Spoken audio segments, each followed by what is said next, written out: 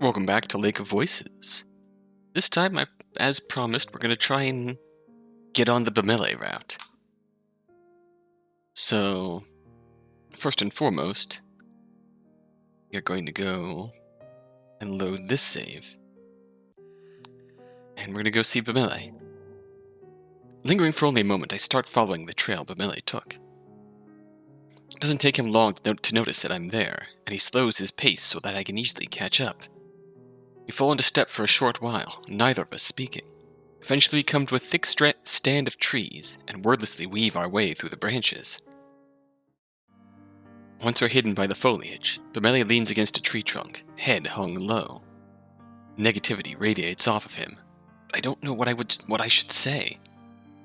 Fortunately, he breaks the silence. I apologize for back there.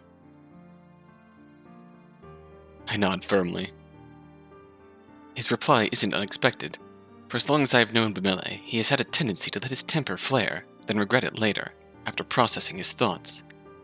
Yeah, you're all good, dude. I know that dealing with these sorts of situations calmly is part of the job, but I cannot tell myself everything is fine or that none of it matters. It's the sort of thing that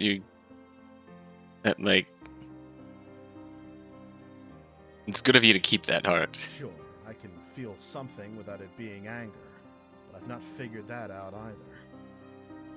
I'm sure there's a part of the job where you gotta kind of stifle that and sometimes do things you don't like, but it's a good quality to not lose, I think. Rather than speak, I try to listen as supportively as I can while Bemelle continues to argue with himself. He sighs while pensively rubbing the bridge of his nose. Am I simply being foolish? Would it really have been so harmful to try and help someone else instead of focusing solely on oneself? It looks to me like we're telling ourselves these lines to avoid responsibility. I don't know. It's possible you helping would have worked better. It's also possible it would have been worse. Bemelle stares across the empty waters of Sinnlos. I want it to be clear that I have not forgotten that those people across this lake are depending upon us. Not for a moment. But would they want us to be so focused on them that we should turn a blind eye to others right in front of us? Even if they would, does that matter? We are more than weapons. We are people. Do we have to cast that aside? Turn away from our fellow humans just to achieve a so-called greater good? It is not as though this village is a haven of saints. They are only as worthwhile as we are, and these people on the bridges with us, aren't they? I don't know. I can feel the weight of his words settle upon me. I have had similar thoughts, and have questioned what the correct choice is. But unlike Bemelle, I have always been silent. I clench my fists tight to try and stop from saying something rash. Bemelle closes his eyes tight and rubs his face again. It is clear that this hasn't been enough to give him much peace. Eventually his eyes reopen and look directly into mine. What do you think about all this, Kika? Please, be honest with me. I want to hear it. Suddenly my eyes are hot. My vision blurs slightly from tears I desperately am trying to hold back. I really don't know. That is the truth. My words are soft. Whether he heard or not, the look on my face is enough to garner attention. His eyebrows shoot up in surprise. He walks over to me slowly, concerned. Kika, what is troubling you? Everything. I don't have the answers to what you were wondering. Who are we meant to protect? Everyone we can? Whoever we're told to serve and no one else? Just ourselves? Should we only try to protect others when the risk is minimal?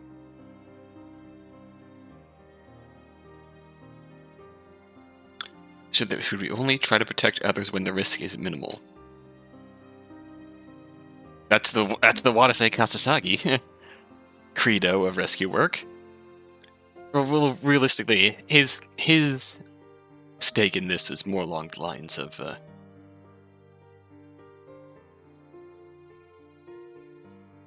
only take the risk if you're sure you're going to come back alive. I have no idea what the right option is.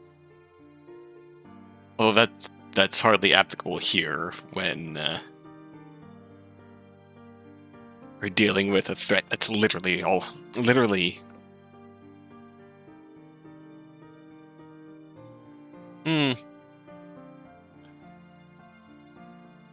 I'd say more unknown than the average threat. Bemelle's confusion only mounts with my words. I am sorry for disappointing you. No, you haven't disappointed me in any way. I never should have expected someone else to give me answers to those kinds of questions. It is only... I did not think that... He does not finish his thought, but I know what he meant to say. You did not think I was concerned with these issues? He smiles awkwardly over being caught. Ah. Yes. You never seemed to be bothered by anything we experienced before now. With his words, my carefully held resolve crumbles. In an instant, my cheeks are wet with hot fluid cooling in the chill air as it slips down my face. I have always cared. I've always been afraid and confused, but I have kept up a... I stop and gasp for air, my throat almost as tight as when we were running on the bridges. a farce of strength in order to get by. I breathe deeply with relief, terrified and lightheaded from my confession. Bemelle's voice is as delicate as flower petals. I had no idea. How could I not have noticed? Because I did whatever I could to make sure no one did. I have never wished to appear weak in front of others. But the truth is, I barely get through each day. I often feel overwhelmed with sadness at all that we have experienced. I feel like that's not a... We've seen this. Just in her dialogue and her internal monologue. It's been really well conveyed from what we've played so far in this game. Bemelle gently places his hands on my shoulders as I try not to sob wildly. Kika, I truly apologize for all the thoughtless things I have said to you. You got a good heart. I shake my head, sniffling. There is no need for you to apologize. He smiles, the warmth almost enough to make me forget the damp. I beg to differ. I have failed to treat you right. You have always been respectful. A person needs more than respect from their comrades. They also need support. I have never given you that kind of consideration because I believed someone like you did not need it. The same could be said for me. That's fair. Nonsense. You have listened to my rambling on more occasions than I can remember. Though I admit my memories may not be there due to being drunk many of those times. But Bemelle laughs at himself while glancing in my direction to encourage me to do the same. His comforting words make me smile, and I feel my tears finally cease to fall. Aww. Obviously, then I will continue to support you. He grins wider than he has since we began this horrible journey. You have my thanks. And you have mine. Abruptly, his expression becomes serious once more. I will come to answer these questions someday. But no matter what I decide, I will still put trust in your judgment. I fear I may not live up to the belief he seems to have in me, but I nod firmly. He returns my nod. Perhaps we should go check how everything is on the island. That sounds like an excellent idea. And I will accompany you, of course. Glad to hear it. Together we walk back towards the interior of the island. Both our moods lift as we stay side to side. Bemelle and I head through the wooded part of the island. There isn't anything that could be called a path, but we manage to pick our way through the bush quite well. Through a thinner strand of trees, we briefly catch sight of the guide standing on one of the beaches. He seems fine, but even though I'm sure he turned his head towards me, he makes no show of acknowledging us. Continuing on, Bemelle and I cross the island in search of Margaret. Out of nowhere. Oh, a shudder runs down my spine, and I barely stop myself from checking behind me. Darkness flickers through my mind, and I hold my breath. A pat on my back brings me back into the light. A reminder that I am not alone. I look up to see Bemelle, his touch more comforting than words could be. Suddenly, I know I do not need to hide my emotions. There is no reason to act as though nothing is wrong when it is.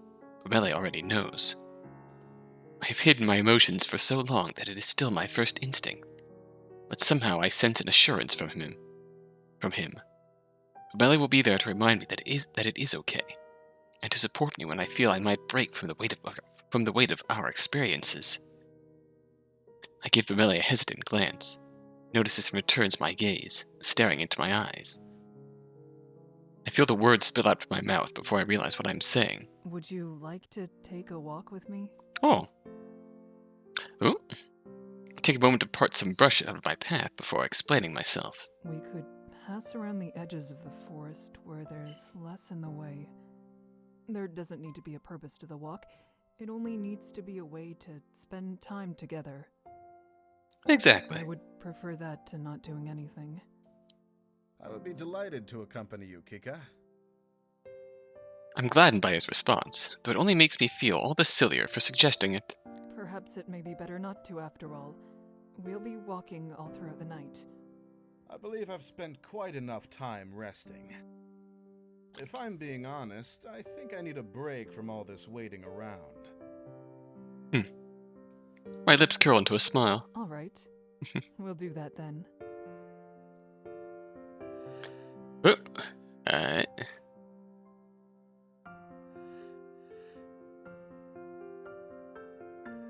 After we speak to Margaret. That's our first priority. Thank you, Bemelle.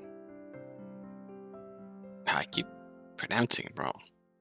But Bemelle moves a little closer to me. I'm happy to. Oh. I'm not sure if it will be of much help, but there's no way I'm leaving Margaret all alone here for longer.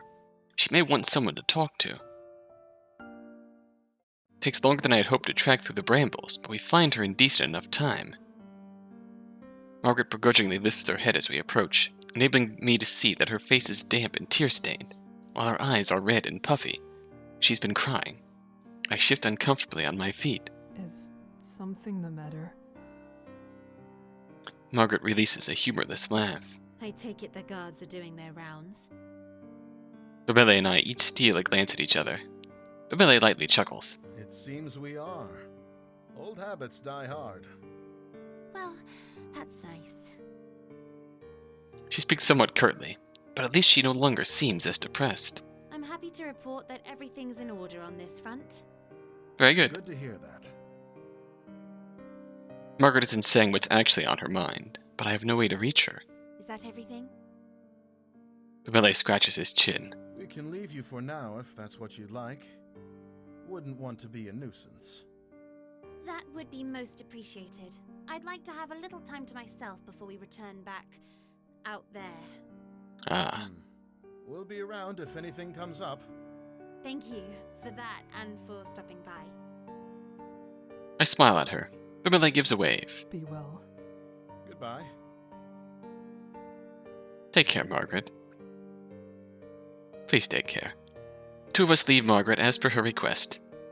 I swallow thickly as we go. I can only hope that Margaret will be able to sort through her thoughts before it is too late. Bemelle lightly squeezes my hand, garnering my attention. So, would you still be interested in our little stroll? Yes. That would be nice. Bemelle beams at me. We best be heading out then. Yes, sir. Bemelle pointedly tightens his grip on my hand, despite already holding my attention. I return his squeeze. Bashful expression washes over him, though it's not enough to make him let go. Oh. We reach the edge where the shore meets the forest and trek along it. Bemelle makes small talk on just about anything and everything. It reminds me of our journey before we reached the lake. The more I dwell on it, though, the more I realize how drastically things have changed in a matter of days. Bemelle's discourse forms a mirror from one time to another in my mind, casting all that has changed in glaring silver. He swings our hands back and forth, slightly as he continues to lead the conversation, trying not to let me become too absorbed in my troubled musings. After winding our way around a large stretch of the island, a massively overgrown tree intersects our path. I move to push the offending branches out of the way, but Bemelle stops me. Please, let me handle this. Y'all can kick. I let my arm fall as I watch him. Oh, Bemelle unsheathes his sword and chops the branches down in a single blow. He releases a hearty laugh, and I grin at him, the sheer audacity of the action enabling me to ignore his sword misuse. It's been far too long since I've taken it out. At this rate, I'll forget how to even use a sword before we arrive. I see. I unsheathe my own sword and level the honed edge at him. Would you be up for a bout of sparring? Oh, he doesn't miss a beat. I'll accept that. Very good. I step onto the sand to give us a little space, and Bemelle eagerly trails behind me. Oh, hello. Once we find our footings, Bemelle assumes a defensive stance, center turned away from me and sword drawn in front of his body. I do the same as I circle him swiftly, being sure to stay just out of his striking distance as I watch for the slightest tell of an opening. Whenever he attempts to put some space between us, I dart in towards his back, forcing him to stay mostly in place to defend. Smart, smart. It takes three sharp jabs before what I was hoping for happens. As he turns to face me, one of his feet lands slightly out of place in the loose sand, and I take my opening, striking immediately.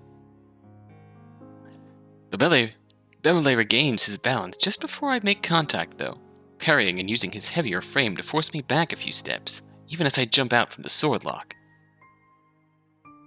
Hoping to catch me off balance from his push, he strikes, but I weave out of the way. Bemelle has more strength and a larger striking distance than I do, so I've learned to capitalize on my higher agility and smaller hitbox when facing him, even if I usually prefer a more grounded strategy. We trade blows, neither of us ever scoring a hit, but both keeping each other on edge. For a little while, time flows past us easily, and there is nothing that matters but avoiding an attack that will never be lethal, grinning as our steel clashes. Noticing my labored breathing, I call off the fight. Stop. We can't exert all our energy here. Bemelle releases a winded chuckle. Thank God there's at least one of us responsible enough to point that out. Yeah. I smile and return my sword to its scabbard. Bemelle does likewise and glances over at me. Would it perhaps be all right to at least finish our stroll before sitting back down again? We shouldn't go the entire length of the island, but I suppose we can walk just a little longer. It's a deal. Oh, well, obviously.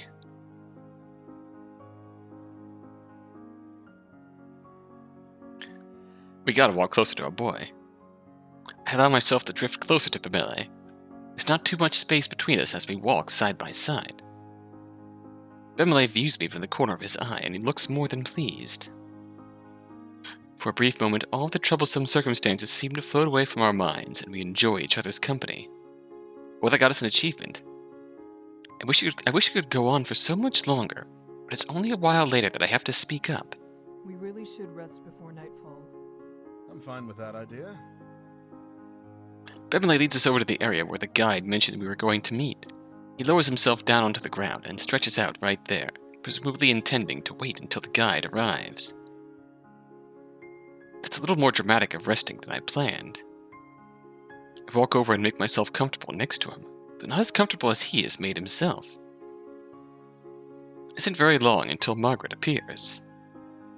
She doesn't comment on our resting positions, however she's clearly smirking about it. Cheeky girl. Hello, Margaret. Are you still holding up fine? I would rather speak of anything other than that. Fair I enough. think we can manage that. The three of us quietly wait for the guide's arrival, occasionally chatting with one another as we rest. The sky turns orange as sunset comes upon us.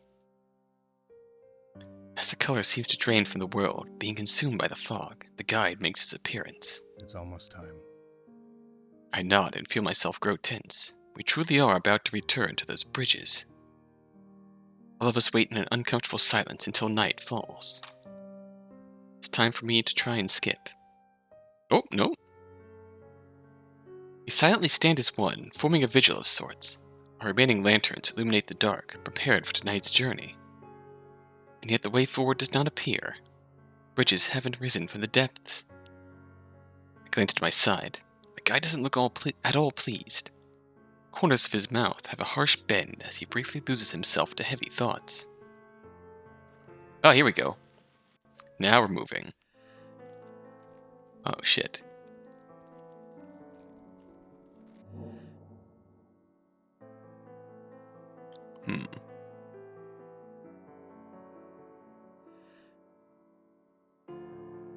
Actually, let's throw it.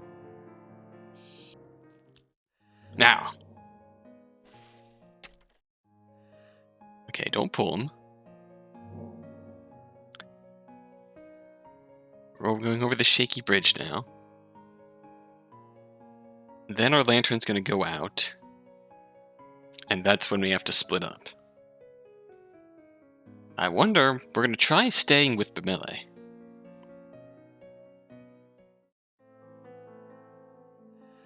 I won't go. Let someone else stay. Skip. Whoa, hello.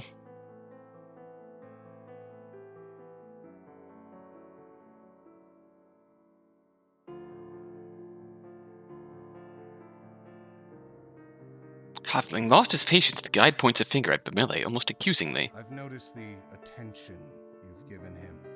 Is that what this is about? Do you want to sacrifice your position to give him a hope of safety? Or perhaps you would prefer the both of you being left so you remain together? Or does your relationship not matter after all, and you don't care who gets the chance as long as you avoid a sense of guilt? You're completely mad! Kika's reaction is what any normal human being would have. You can't pretend she is to blame. I am aware. No one should have to take on such a grim task. That was why I did not ask it of you. I did it myself. However, that wasn't agreeable, so now the choice is hers, and it is time to decide. I look over at Margaret and Bemelle, hot tears flowing from my eyes. And we're going to... God regards me with an unreadable expression. Without another word, he turns and begins to walk down the bridge. Startled by the action, I take a step towards him. He turns just slightly to speak over his shoulder. If any further discussion is needed, then you will have to do it amongst yourselves. The guide pauses for a moment. If you wish, you may follow. No one else is to do so. Nothing has changed. I'm sorry. I couldn't do anything for you. Oh, okay. So if we don't make a decision, then we go right back to we're going. Interesting. Okay, so if we do that, then Margaret ends up surviving. We lose Bemelle, and we are gone. Okay. Take Margaret. Okay. So Margaret is the only way to survive this. Take Bemelle. Drops... Ooh.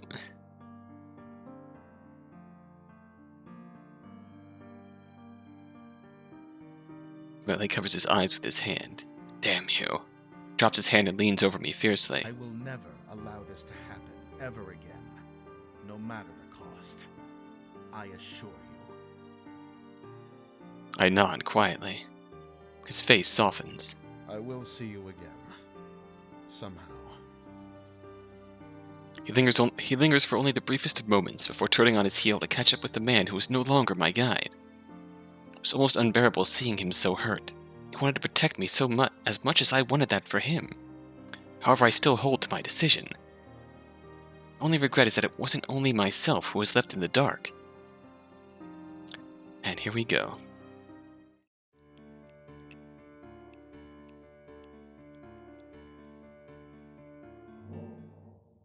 Okay, we wait, then we live. And nothing changes in the end. Okay, so realistically, let's just watch. So the guide's gonna get hurt. Now.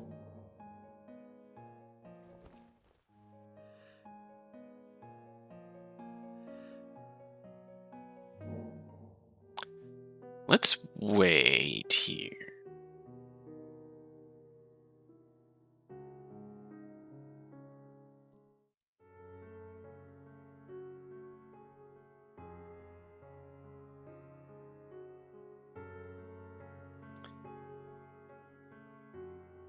Bemelle doesn't take kindly to the guide's dismissiveness. He lifts his boot for a second time, stretching it out ahead of his body and threatening to move even further down the narrow way. Ah, yes. Bemelle is bluffing me. Even he isn't reckless enough to cross that bridge holding another person, but I can see why he'd go this far. The guide will not open up easily. I know without a doubt Bemelle will be careful, and he won't waste this opportunity to find a better way for all of us. To do what I can to make certain the guide doesn't call his bluff. Please, you have to try to think of another way. There are so many branches. At least one other must be able to take us to the shore. I worry the worst will occur if this continues. The guide waits an agonizing moment more. There is another path. It is longer, however. Oh, Prowlers are a far more common sight. hello. Bemelle immediately lets out a bark of laughter. He's feeling awfully validated in this moment. It seems the guide had intended to keep information from us, if he could get away with it. I suppose it's in his best interest to take the most direct path. I shake my head at the guide's warning. I can't allow him to move freely now, not after learning that. It will still be more manageable than this bridge. Margaret stares on, as though she can hardly believe what's happening before her. Still, she remains quiet. Despite the guide's initial opinion, he sighs. Go back a small ways. You will find a branch heading west. Take it. Satisfied grin, Bemelle readjusts the guide on his shoulders and moves to be the head of the party again, leading the way back. We trek through where we came. Along the way, Bemelle tries to make light conversation. He's recounting the battle in which I earned my title. The guide has his focus elsewhere. It is doubtful he is hearing a word Bemelle says. Margaret seems engaged by the tale, at the very least. As he ends the story, he turns to me and smiles brightly. Because of Kika's status, she has the option to choose which missions to take rather than have to do whatever she is told. Despite that, she accepts each task assigned to her. Our entire village is awfully proud to have her. Oh, nice. I smile lightly at that excessive praise Bemelle is happy to put on me. You are always much too kind. Every guard does what's asked of them. I am no different from them, or you for that matter. Bemelle chuckles airily at my words. If there was nothing to admire about you, then I wouldn't do so. But the more I learn of who you are, the more I know for certain that I'm right about what I say. Oh, I feel myself fluster a bit under all this flattery. Bemelle has always had a natural camaraderie with the guards. Only now have I started to realize he has made an effort to be extra kind to me all this time. Little charmer. Look back at him, now spinning another riveting tale about my heroics. And I am struck by how much of a thoughtful man Bemelle is. A bit hot-headed. Acts without thinking. A lot, but at his core, he is really thoughtful and respectful. He seems completely dedicated to making sure I'm surrounded by pleasance, even in dark times such as these. Later on, our path weaving through the labyrinth of boards, Bemelle becomes uncharacteristically quiet. I look over to see that his breathing is heavy. Carrying the guide is starting to take its toll. I feel the urge to say something, however I bite my tongue. I would only give the guide a reason to demand his medicine, and that's a situation neither Bemelle nor I want. watching as Bemele's knees suddenly lock up, and he nearly stumbles forward. He catches himself, and manages to stay on 2 feet. Yet the guide starts to slip from his grasp. Uh-oh. Bemelle tightens his grip and hoists him back up all the way onto his shoulders. You good, bro? Guide's face twists into a grimace at being jostled. Bemelle attempts to mask his fumble with a laugh. I hope you aren't falling asleep up there. You've got to stay on your toes, even if you aren't walking on them. You're leading the way. The guide scrunches his nose in another display of pain. Or perhaps it is annoyance. Or both. Why are you so eager to die? Not sure where you got an idea like that from. I've already explained that I'm doing this precisely so we won't die. Preventing you from leaving us to those monsters is worth a little added weight. I feel like Bemelle and the guide are at exact opposite points of the scale of morality, so to speak.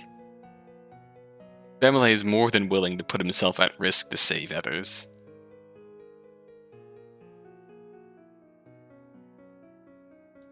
Thinks with his heart above his head. The guide is more... When the chips are down, the guide is not going to take the extra risk.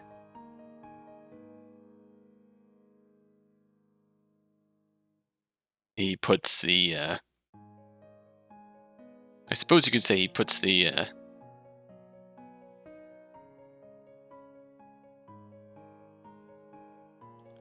makes decisions in a sense that will guarantee the highest percentage of survival. If that makes sense? Might not be the best way of saying what I'm trying to say, but... Guide clicks his tongue and sneers at Bemelle. Letting me lead uninterrupted means there was a chance I could leave you behind, yes. However, that was a moderate risk compared to the enormous one you are taking right now by carrying another person.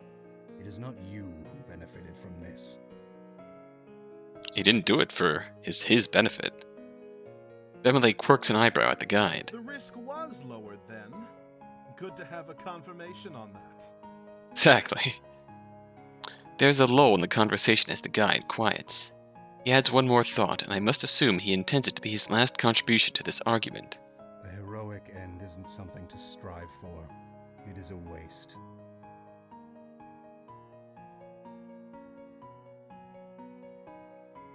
Bemelle shakes his head firmly. There have to be those who are willing to work for more than themselves.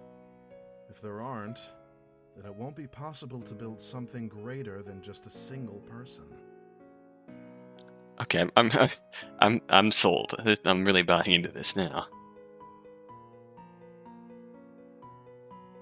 I guess now that we've got full Bemelle affection, we're really leaning into the differences in their core values. Bemelle is committed to working for more than himself.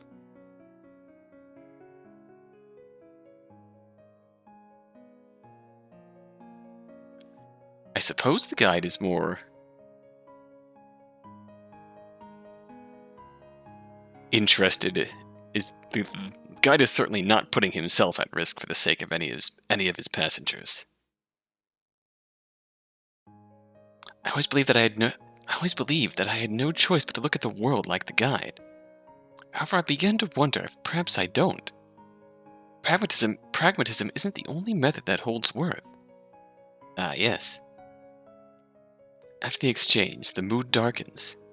There's a definite shift between Bemelle and the guide, but before it can escalate further, a distant clicking noise becomes eerily apparent.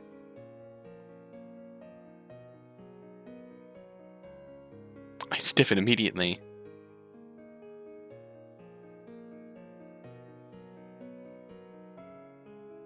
And search around wildly with my eyes.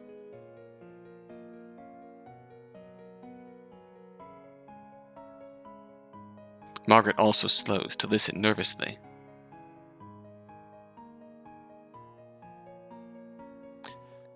The sound creeps down one of the branches of bridges connected to our set of boards. Despite how tired he must feel, Bemelle hastily quickens his pace. The rest of us follow. For some time, we break away from the noise of the nearest prowler. Before we can relax, that erratic clicking, squelching sound coils forth yet again from ahead of us. We continue to push forward.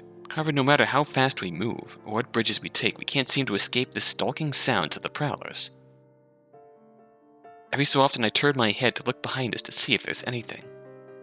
Sometimes it does seem as though a crooked shadow is following us. Others it doesn't appear as though there's anything at all. Go down that path. The guide points feebly towards another branch with a hand that's even paler than usual.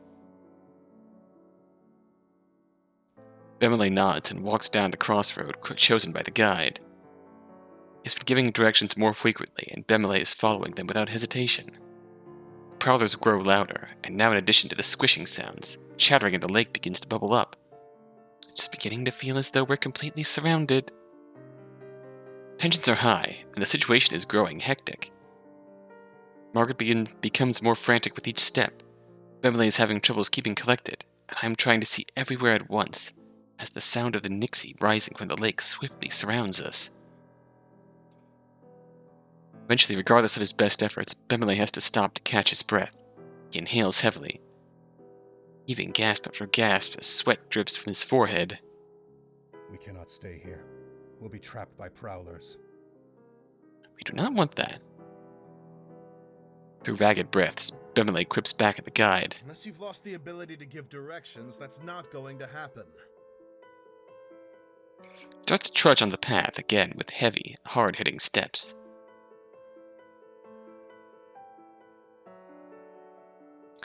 Margaret looks at Bemelle with concern, bringing her hands toward him, half-heartedly, as she debates over how to help. I debate with myself over whether I should say something or not. I could help, but that might be better saved for when we're out of such a dicey situation. We don't have any time to waste here. Oh, shit. How do we save the save screen there? What happened there? Bemelle, you can hold onto my lantern and I will take the guide. I can't manage for as long as you have. However, that would be better than pushing yourself to the limit. Give him a withering look. Bemelle returns my gaze, clearly conflicted. After a moment, he releases a sigh. Bemelle knows that the weight of this task isn't his alone. He cracks a small smile at me. I would appreciate that. The two of us make for a much better pair than he and I. Does our guide agree with that assessment? The guide gives us no answer and simply turns away. I smile awkwardly back at the both of them. Bemelle places our injured lead down. I walk closer and offer my lantern to Bemelle. Puts his hand over mine instead. Rests there, the top of a pile with myself and the lantern handle underneath momentarily. His fingers are trembling. After the brief gesture of affection, he takes the lantern with care, then backs up with an encouraging grin on his face. I move to the guide and nod at him. I will help you now. Guide doesn't resist and makes no complaints over the switch. He accepts his fate as an inevitability. I pull on the man's lanky limbs to hoist him up onto my shoulders. Guide makes a few murmuring sounds of discomfort, then quickly passes as he settles again. I can see Bemelle is already breathing easier now that the load has been taken off of his back. We need to get out of here. Bemelle with the lantern. There was no disagreement, with each of us being likewise eager to leave this place. There are still swarms of prowlers all over. Guide points an arm over my shoulder. Turn down that branch. We walk at a brisk pace down a new bridge. After what feels like an endless creeping nightmare, the lake grows quiet again. We are finally left alone once more. Our group stops to breathe, still reeling from how close we came to the edge. As if to mock our attempts to feel calm, the light of the sun starts to peek through the mist. We're running out of time. It shakes me to think this coming light is the true reason we were freed from the prowlers. I steel myself for the answer to the question I'm about to ask. Is the shore close? We will have to run. Oh dear. I swallow down my dry throat. The weight of the guide feels that much more overwhelming now. We're still ragged with exhaustion from the trial we only just survived. However, I stand firm to address them. I will not let anything drag us down. We're almost there. We are going to make it. Bemelle smiles boldly at my words. Margaret nods a little shakily, yet she also seems determined to not be left behind. I readjust the guide and tighten my grip on him. Then I begin to sprint down the bridge. As we run down a long stretch, the faint silhouette of land comes into view. I nearly can't believe that it's there when I see it. I ignore the pounding, aching feeling in my legs and pump them as hard as I can, focusing on the clear goal in the distance. We race against time as the sun rises even higher. Nearly all the darkness has faded away.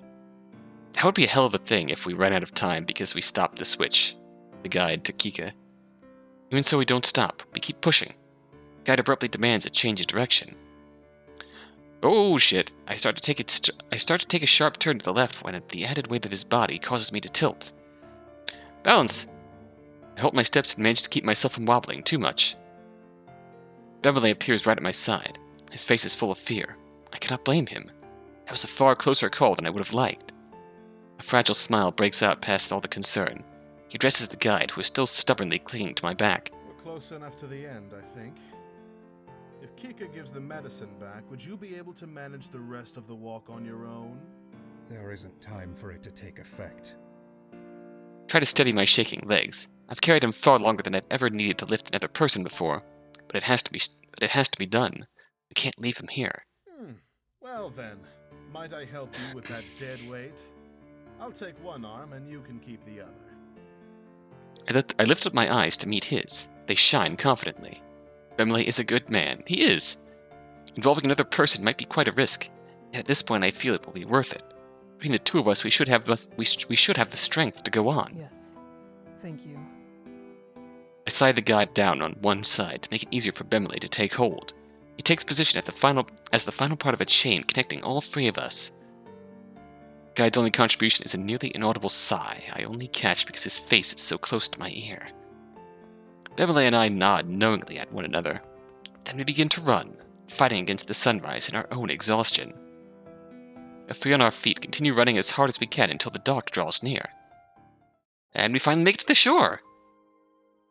I nearly vault my body as far away from the shoreline as possible before completely collapsing onto the sand. The guide faceplants in the sand. The guide lets loose a deeply pained groan as he ends up being brought to the ground with me. He still takes the opportunity to graciously untangle himself from my hold. When I regain even the smallest modicum of strength, I dive my hand into one of my pouches and fetch the medicine we took from him.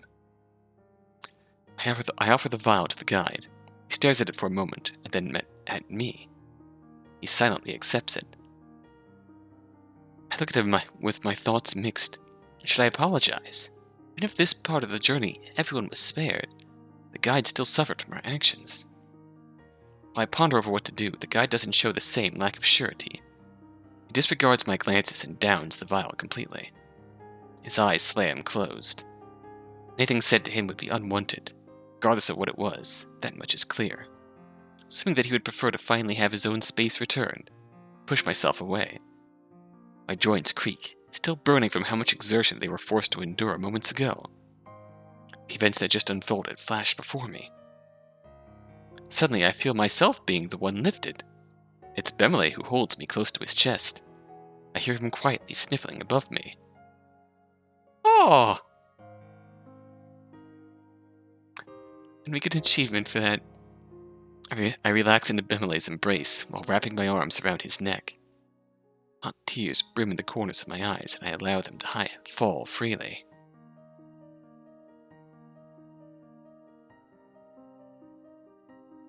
How do I... Is it possible to hide this? I think I want to get a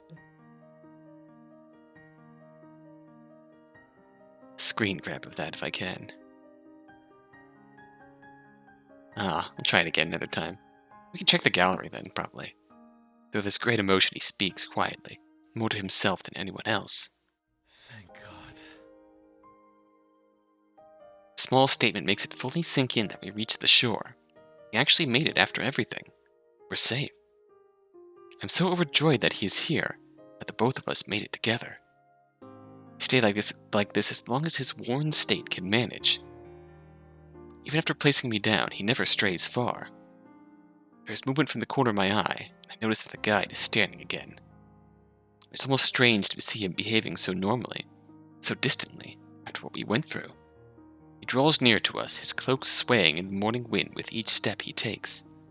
It is time to leave this place. There is nothing left for you here. Upon being addressed by him, I rise to my feet. He has a calm look on his face, though there is force behind his serenity. I open my mouth in an attempt to speak, however I quickly realize that I still have little idea what to say. He is untrustworthy, but in the end we were only able to cross because of him. Then the fog is removed from my thoughts. After everything that has happened becomes clear. I harden my face to match his serious disposition. There is something he is certainly right of.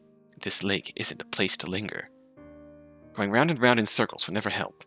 We cannot submit our lives to the minds of Sinnlos, or our minds to Sinnlos. What I must do if I truly want to defend others is keep them from coming here at all. When I return to my village, I will intend to make that information acutely known to our elder. For that to happen, we must leave. Goodbye. His eyes narrow as he looks over me. I begin to feel uncomfortable under his scrutiny, but for a moment I could swear I noticed him smiling slightly. However, it could easily be a trick of the morning sun. Bemelle smirks slightly to himself, refusing to truly acknowledge the guide. I make no complaints. This is likely for the best. Margaret steps over to us and regards the guide with a pointed expression. This will be goodbye for us as well. I appreciate the opportunity you've graced me with.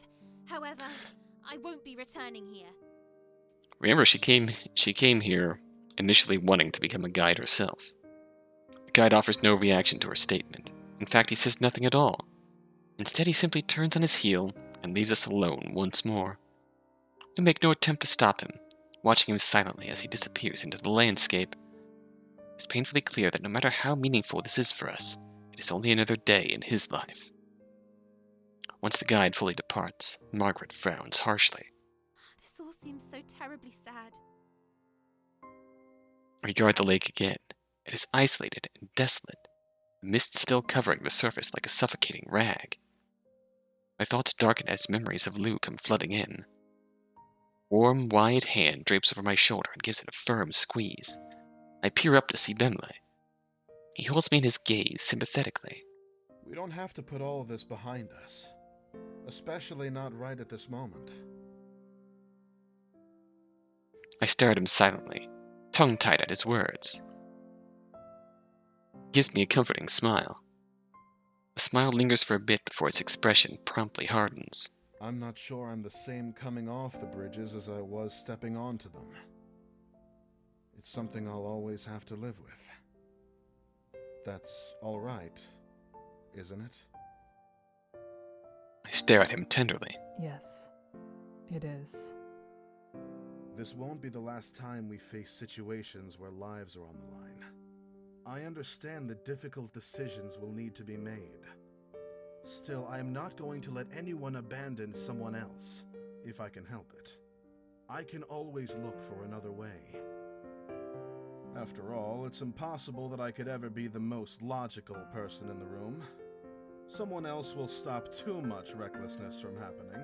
Right, Kika? And then, occasionally, my focus on finding a solution to help all instead of accepting a painful reality will make a difference.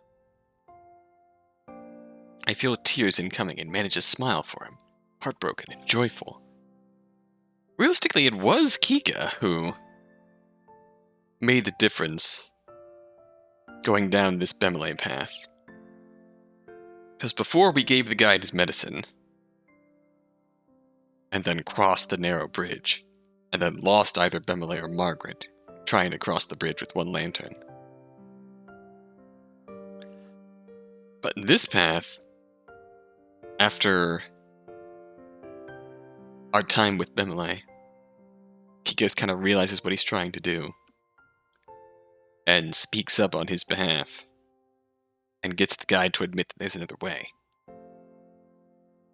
And that's really what saved us. I think that's wonderful. And very much like you. It is. He smiles happily, though then takes on a bashful look.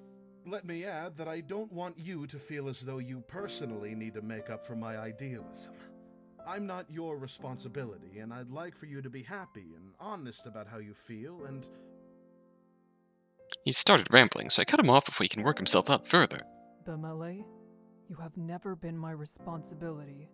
You're my partner, and you don't have to worry about me either. I understand. As a pair, I take pride in how one is strong where the other is weak. Bemelle's eyes grow wet with tears, his own, and grins from ear to ear. Kika, thank you. Thank you too. He wipes his damp eyes on his sleeve and chuckles self-consciously. I hope that this means I'll be allowed to keep sharing your company from now on. It seems I've gotten used to seeing you each day. I would love nothing more.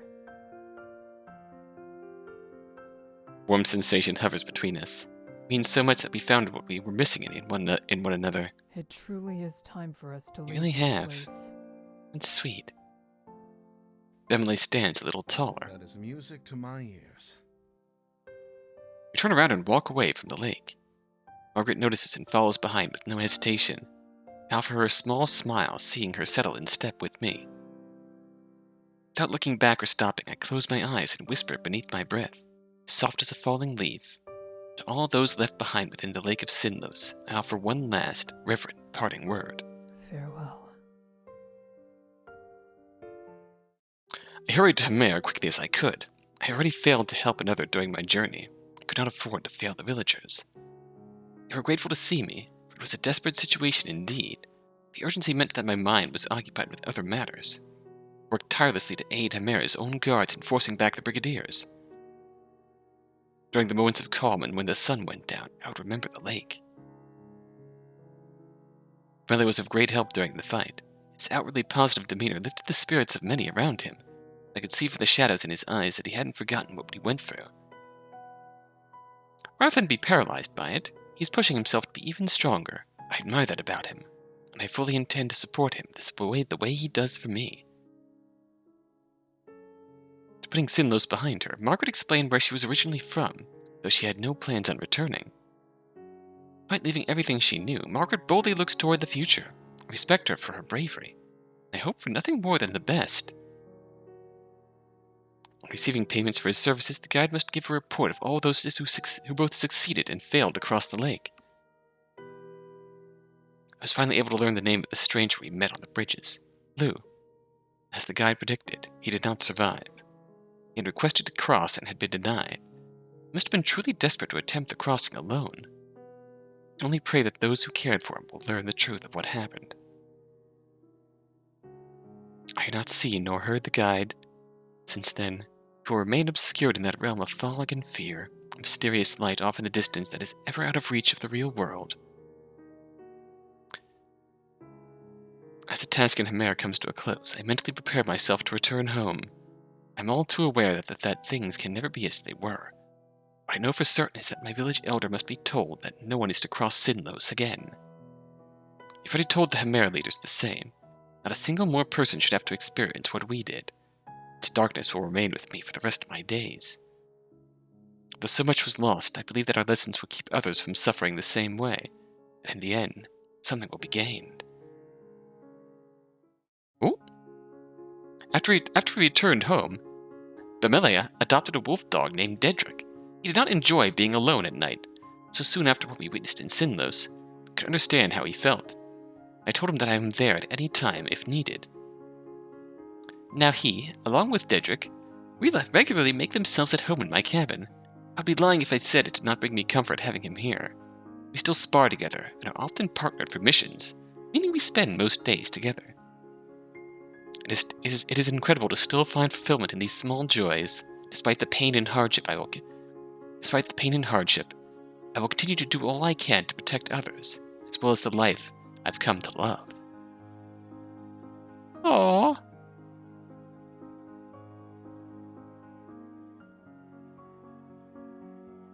Oh, that was so good. That was so good. That finally brought at least his story to a really satisfying end, I think.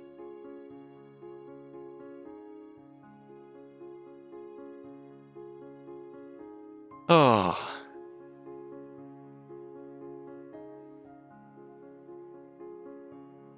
Say, what can I say? It's really nice to see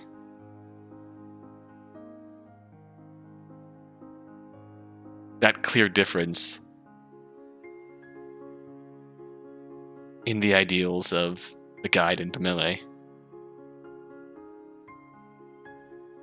Not only clash, but come to a positive conclusion.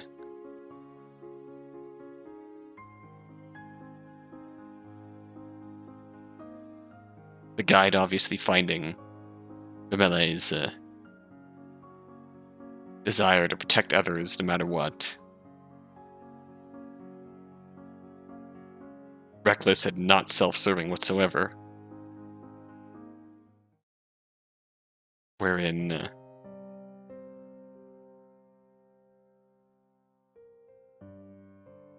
Bemelle is very clearly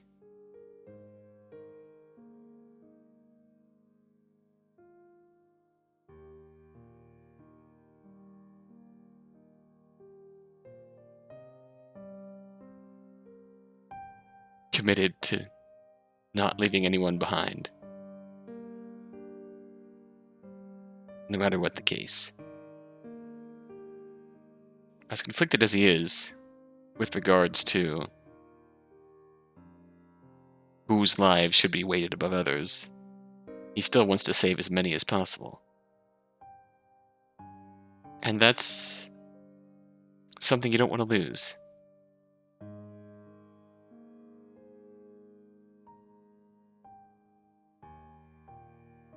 That's a good quality.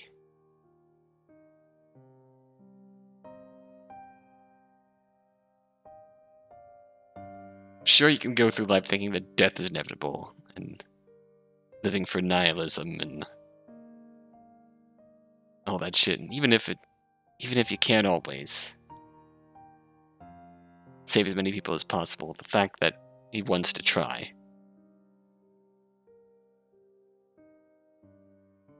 is a good quality. I should never let go of that.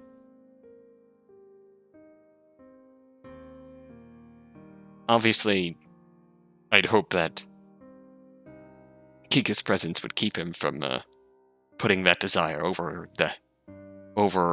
protecting his own life, but I think that would come naturally. Especially now that the two have grown so much closer in a really sweet way. God, that was... Even though we didn't know much about Kika going in, I still think her character was conveyed really well just through her dialogue, her voice acting, and her interactions with the rest of the cast.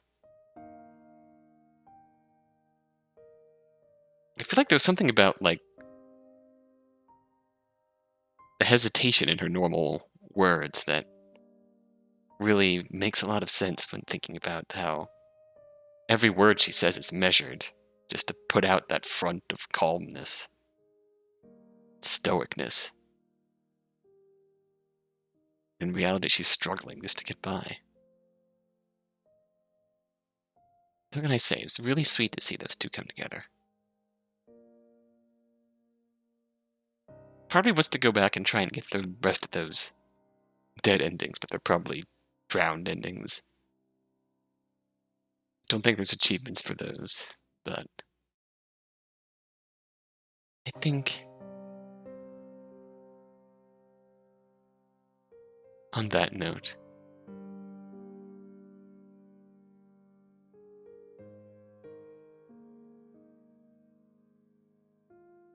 unlock the achievement for Bemelle's end. Simply called loyalty. The other one we got was comfort. Hearts were eased with someone special.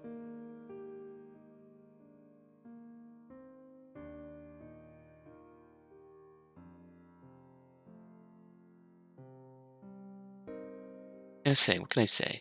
It's just really sweet. I suppose next time we'll be going down and trying to get Margaret's route. Margaret's full route. which I think is going to require us starting from the beginning and changing up some decisions at the beginning, and then watching her event on the island and moving forward to the island. Yeah, again,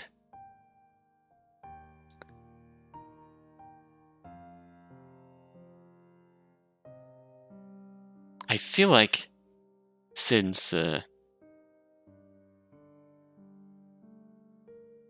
only way down the path where we break Kika's lantern but keep the guy from getting injured is to be paired with Margaret. I feel like that's the path we have to take once we're going down Margaret's route. So we're going to do that next time. I hope you enjoyed this. Until next time, until then, thanks for watching.